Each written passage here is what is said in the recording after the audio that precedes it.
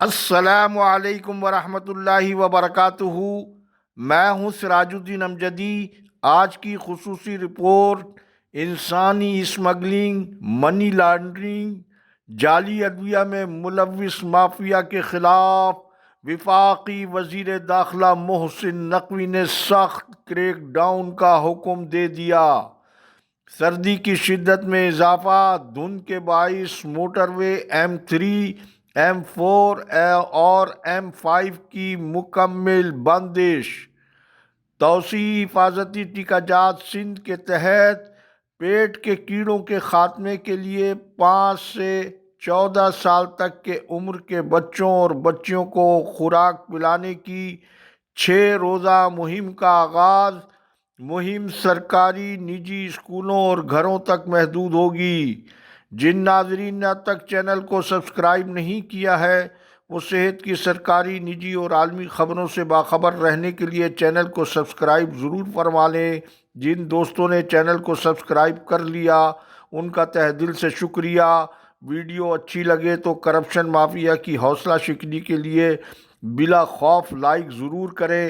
Comment section میں اپنی قیمتی رائے کے ذریعے ہماری رہنمائی فرمائیں۔ ناظرین کرام، آج کی خصوصی رپورٹ کا آغاز سیکریٹری صحت سندھ ریحان اقبال بلوچ سے دلی غیر مشروط معذرت سے 5 جنوری 2026 کی ہیلتھ ڈائری میں سیکریٹری صحت سندھ سے تھم میل پر سیکریٹری صحت سندھ ٹھیکوں کی دوڑ میں ادارہ لائیو ڈیجیٹل نیوز اور بحیثیت پروگرام کے میزبان سراج الدین امجدی سیکریٹری صحت ریحان اقبال بلوچ سے سہون ہونے والی مذکورہ غلطی پر غیر مشروط طور پر معذرت کرتے ہوئے یہ وضاحت بھی ضروری ہے کہ RTJ اور ایسے انٹرپرائزز کمپنیاں PTI حیدرآباد کے رکن سندھ اسمبلی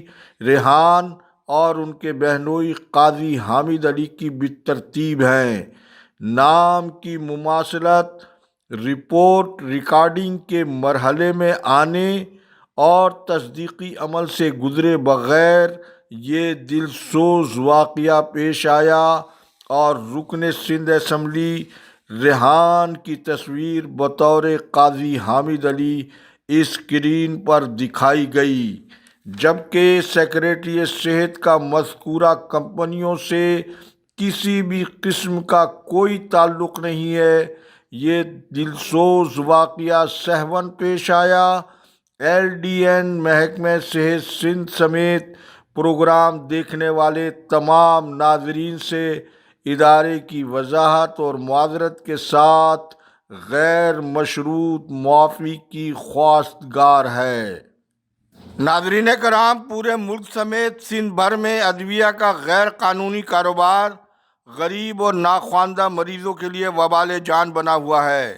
اس حوالے سے گزشتہ روز وفاقی وزیر داخلہ محسن نقوی کا دورہ کراچی کے دوران انسانی اسمگلنگ، منی لانڈرنگ کے ساتھ جعلی ادویہ کی مارکیٹ میں بھرمار پر وفاقی وزیر داخلہ محسن نقوی کی جانب سے FIA کو سخت کریک ڈاؤن کا حکم، اور ان کا یہ کہنا کہ جعلی دواؤں کا مکروہ دھندہ کرنے والے عناصر انسانی زندگیوں سے کھیل رہے ہیں۔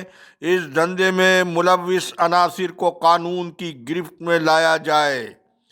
وفاقی وزیر داخلہ کا یہ دو ٹوک دبنگ اعلان نہ صرف خوش آئند ہے بلکہ خراب قومی معیشت کو پٹری پر لانے کے لیے ایک مثبت اقدام بھی ہے۔ لیکن ادویہ کے حوالے سے جڑے ڈرگ ایڈمنسٹریشن سندھ اور وفاق کے تعاون کے بغیر مذکورہ آپریشن کو مؤثر بنایا جانا ممکن نہیں ہے، کیونکہ جعلی ادویہ کے علاوہ اسمگلنگ، غیر رجسٹرڈ دوا، سرکاری ہسپتالوں کی چوری شدہ ادویہ وغیرہ سب ادویہ کے غیر قانونی کاروبار کے دائرے میں آتے ہیں۔ پھر اس کے ساتھ ہی ادویہ مارکیٹ کی تنظیموں کا تعاون اس لیے ضروری ہے کہ ادویہ کے غیر قانونی کاروبار کے تکنیکی اور فنی امور کے علاوہ مضبوط کیس بنانے کے لیے ڈرگ ایڈمنسٹریشن کا بھرپور تعاونی سخت گریک ڈاؤن کے ہدف کو پورا کر سکتا ہے۔ ناظرین کرام، پاکستان کو پولیو کا چیلنج اور محکمہ صحت میں منظم کرپشن کا کھیل، یہ وہ دو موضوعات صحت کے حوالے سے ایسے ہیں جن کا تعلق براہ راست قومی صحت سے ہونے کی بنا پر ہر شہری کو بھی اس حوالے سے اپنی ذمہ داریوں کو ادا کرنے کا وقت آ گیا ہے۔ اگر سندھ میں سرکاری محکمہ صحت زبوں حالی اور نجی شعبہ صحت مال بٹورنے میں مصروف ہے، تو پنجاب میں بھی سرکاری محکمہ صحت میں کوئی دودھ شہد کی نہریں نہیں بہہ رہی ہیں۔ وہاں بھی ہیلتھ کیئر کمیشن نجی شعبہ صحت میں نمائشی چھاپوں کے ذریعے مال بٹورنے اور حکومت مخالف نجی ڈاکٹروں کو سیاسی انتقام کا نشانہ بنا رہا ہے، جس میں اکثریت پاکستان میڈیکل ایسوسی ایشن سے تعلق رکھنے والے مریض دوست ڈاکٹرز ظالم صوبائی حکومت اور کرپٹ نوکرشاہی کے ہاتھوں ظلم و ستم کا نشانہ بنے ہوئے ہیں۔ اس کی بنیادی وجہ 18ویں آئینی ترمیم کے بعد صحت اور تعلیم جیسے اہم شعبوں کی منتقلی تو صوبوں میں ہو گئی، لیکن کسی بھی صوبائی حکومت کے پاس ان اہم بنیادی شعبوں کو مزید بہتر بنانے اور انہیں ترقی دینے کا نہ تو کوئی روڈ میپ تھا اور نہ ہی ان کا کوئی ویژن ہے، نہ کوئی 5 سالہ پالیسی کی کوئی منصوبہ بندی۔ وہی ناکام پرانی پالیسی، سستی سیاسی شہرت کے لیے نمائشی اقدامات اور ان منصوبوں کے ذریعے بھاری کمیشن بٹورنے کے سوا کچھ نہیں۔ پولیو سے پاک پاکستان کے حوالے سے عالمی سطح پر ہم پابندیوں کی زد میں ہیں، تو دوسری جانب آنے واحد میں بھارت کے رافیل طیاروں کو زمین بوس کر کے ہماری قومی دفاعی قوت کو دنیا تسلیم کرنے پر مجبور ہے۔ لیکن پولیو کے خاتمہ نہ ہونے میں اور بہت ساری وجوہات کے ساتھ اختتام ہونے والے سال کے آخری انسداد پولیو کی قومی مہم میں 2 سال تک کے بچوں کی بہت بڑی تعداد پولیو کی خوراک اور دیگر حفاظتی ٹیکہ جات کی سہولت سے محروم ہے۔ یہ صورتحال اس بات کی نشاندہی کرتی ہے کہ قومی اور صوبائی سطح پر آبادی کا جو ڈیٹا موجود ہے اسے کافی عرصے سے اپ ڈیٹ نہیں کیا گیا ہے، جبکہ صوبہ سندھ میں ای پی آئی اور گاوی سے منسلک تربیت یافتہ ویکسینیٹرز کو اصل بنیادی ڈیوٹی سے ہٹا کر ان سے پرکشش اسامیوں پر کام لیا جا رہا ہے۔ یہ صورتحال کم و بیش سندھ کے تمام اضلاع میں ہونے کے علاوہ ڈی جی ہیلتھ ڈاکٹر وقار محمود میمن کے دفتر حیدرآباد میں ویکسینیٹر عتیق احمد خان کی صورت میں بھی موجود ہے، جسے چند ہفتے قبل میڈیا کی اطلاعات کے اوپر ڈی جی آفس حیدرآباد کی اسٹیبلشمنٹ برانچ سے عتیق احمد خان کو ہٹا کر انہیں ان کی اصل اسامی پر واپس بھیج دیا گیا تھا، لیکن ڈی جی ہیلتھ ڈاکٹر وقار محمود میمن نے اپنے ذاتی مفادات کی تکمیل کے لیے عتیق احمد خان کو اسائن ٹو ورک کے غیر قانونی حکم کے تحت واپس ڈی جی آفس لے آئے ہیں۔ تو عوام اور ارباب اختیار سوچیں کہ انسداد پولیو کی قومی مہم کو کون اور کیسے ناکام بنا رہا ہے۔